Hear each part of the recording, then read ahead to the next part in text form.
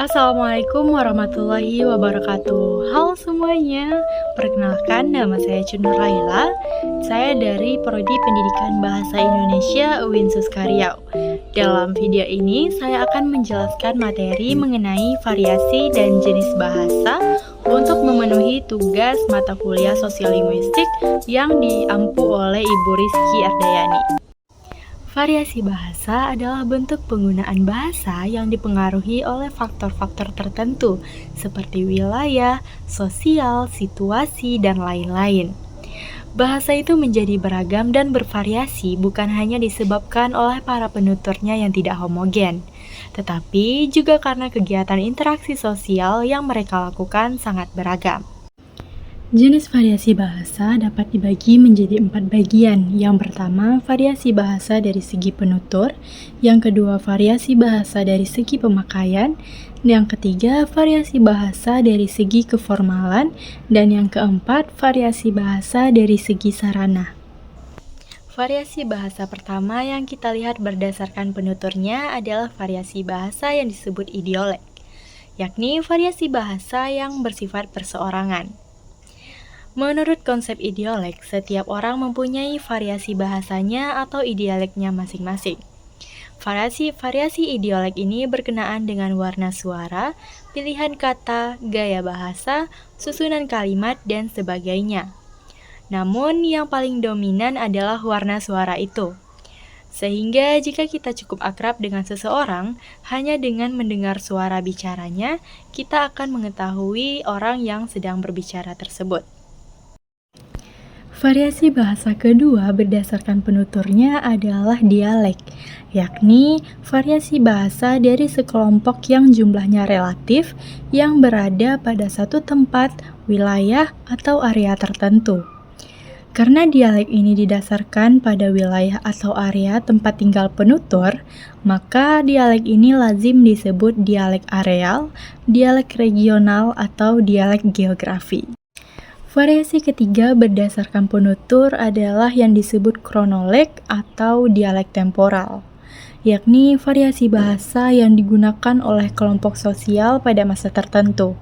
Umpamanya variasi bahasa Indonesia pada masa 30-an, variasi yang digunakan tahun 50-an, dan variasi yang digunakan pada masa kini. Variasi bahasa yang keempat berdasarkan penuturnya adalah sosiolek atau dialek sosial, yakni variasi bahasa yang berkenaan dengan status, golongan, dan kelas sosial para penuturnya. Dalam sosiolinguistik, biasanya variasi inilah yang paling banyak dibicarakan dan paling banyak menyita waktu untuk membicarakannya. Karena variasi ini menyangkut semua masalah pribadi para penuturnya, seperti usia, pendidikan, pekerjaan, keadaan sosial ekonomi, dan sebagainya. Nah, berdasarkan usia, kita bisa melihat perbedaan variasi bahasa yang digunakan oleh kanak-kanak, para remaja, orang dewasa, dan orang-orang yang tergolong lansia atau lanjut usia. Yang kedua, variasi bahasa dari segi pemakaian. Menurut Nababan 1984, variasi bahasa yang berkenaan dengan penggunaannya, pemakaiannya, atau fungsinya disebut fungsiolek. Variasi ini biasanya dibicarakan berdasarkan bidang penggunaan, gaya, atau tingkat keformalan dan sarana penggunaan. Variasi bahasa berdasarkan bidang pemakaian ini adalah menyangkut bahasa itu digunakan untuk keperluan apa atau dalam bidang apa. Misalnya, yang pertama ragam bahasa jurnalistik mempunyai ciri tertentu yakni bersifat sederhana, komunikatif, dan ringkas. Yang kedua, ragam bahasa militer atau yang dikenal dengan cirinya yang ringkas dan bersifat tegas sesuai dengan tugas dan kehidupan kemiliteran yang penuh dengan disiplin dan instruksi. Dan yang ketiga, ada ragam bahasa ilmiah yang juga dikenal dengan cirinya yang lugas, jelas, bebas dari keambiguan, serta segala macam metafora dan idiom. Yang ketiga, variasi dari segi keformalan. Berdasarkan tingkat keformalannya, Martin Jus 1967 dalam bukunya The Five Clock membagi variasi bahasa atas 5 macam gaya. Yang pertama, ragam beku, yaitu variasi bahasa yang paling formal yang digunakan dalam situasi-situasi khidmat dan upacara-upacara resmi, misalnya dalam upacara kenegaraan atau khutbah di masjid. Yang kedua, ada ragam resmi atau formal, yaitu variasi bahasa yang digunakan dalam pidato kenegaraan, rapat dinas, surat menyurat, ceramah keagamaan, buku-buku pelajaran, dan sebagainya. Yang ketiga ada ragam usaha atau ragam konsultatif, yaitu variasi bahasa yang lazim digunakan dalam pembicaraan biasa di sekolah dan rapat-rapat atau pembicaraan yang berorientasi kepada hasil atau produksi. Yang keempat, ada ragam santai atau ragam kasual, yaitu variasi bahasa yang digunakan dalam situasi tidak resmi untuk berbincang-bincang dengan keluarga atau teman karib pada waktu beristirahat, berolahraga, berekreasi, dan sebagainya. Dan yang terakhir ada ragam akrab atau ragam intim, yaitu variasi bahasa yang biasa digunakan oleh penutur yang hubungannya sudah akrab, seperti antar anggota keluarga atau antar teman yang sudah dekat. Variasi bahasa yang keempat ada variasi dari segi sarana. Variasi bahasa dapat pula dilihat dari segi sarana atau jalur yang digunakan. Dalam hal ini dapat disebut adanya ragam lisan dan ragam tulis, atau juga ragam dalam berbahasa dengan menggunakan sarana atau alat tertentu, misalnya dalam bertelepon atau bertelegraf. Adanya ragam bahasa lisan dan ragam bahasa tulis didasarkan pada kenyataan bahwa bahasa lisan dan bahasa tulis memiliki wujud struktur yang tidak sama. Yang selanjutnya ada jenis bahasa. Jenis bahasa ini terdapat 4 macam. Yang pertama ada jenis bahasa berdasarkan sosiologis. Penjenisan berdasarkan faktor sosiologis artinya penjenisan itu tidak terbatas pada struktur internal bahasa, tetapi juga berdasarkan faktor sejarahnya. Stewart dalam Fishman menggunakan 4 dasar untuk menjeniskan bahasa-bahasa secara sosiologis. Yang pertama ada standarisasi atau pembakuan, adalah adanya kodifikasi dan penerimaan terhadap sebuah bahasa oleh masyarakat pemakai bahasa itu akan seperangkat kaidah atau norma yang menentukan pemakaian bahasa yang benar. Standarisasi ini mempersoalkan apakah sebuah bahasa memiliki kaidah-kaidah atau norma-norma yang sudah dikodifikasikan atau tidak yang diterima oleh masyarakat tutur dan merupakan bahasa dalam pengajaran bahasa, baik secara bahasa pertama maupun bahasa kedua. Yang kedua ada jenis bahasa berdasarkan sikap politik. Berdasarkan sikap politik atau sosial politik, kita dapat membedakan adanya bahasa nasional, bahasa resmi, bahasa negara, dan bahasa persatuan. Pembedaan ini dikatakan berdasarkan sikap sosial politik, karena sangat erat kaitannya dengan kepentingan kebangsaan.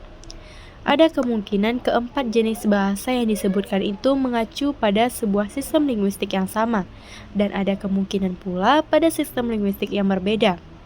Di Indonesia, keempat jenis bahasa itu mengacu pada satu sistem linguistik yang sama, sedangkan di India, di Filipina, dan di Singapura tidak. Sebuah sistem linguistik disebut sebagai bahasa nasional adalah kalau sistem linguistik itu diangkat oleh suatu bangsa sebagai salah satu identitas kenasionalan bangsa itu. Jenis bahasa yang ketiga adalah jenis bahasa berdasarkan tahap pemerolehan.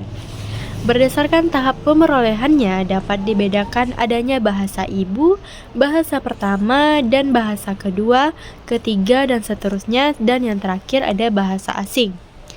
Penanaman bahasa ibu dan bahasa pertama adalah mengacu pada satu sistem linguistik yang sama.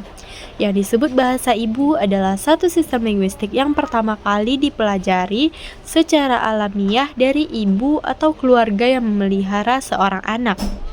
Bahasa ibu tidak mengacu pada bahasa yang dikuasai dan digunakan oleh seorang ibu, melainkan mengacu pada bahasa yang dipelajari seorang anak dalam keluarga yang mengasuhnya. Bahasa ibu ini lazim juga disebut sebagai bahasa pertama karena bahasa itulah yang pertama-tama dipelajari oleh seorang anak.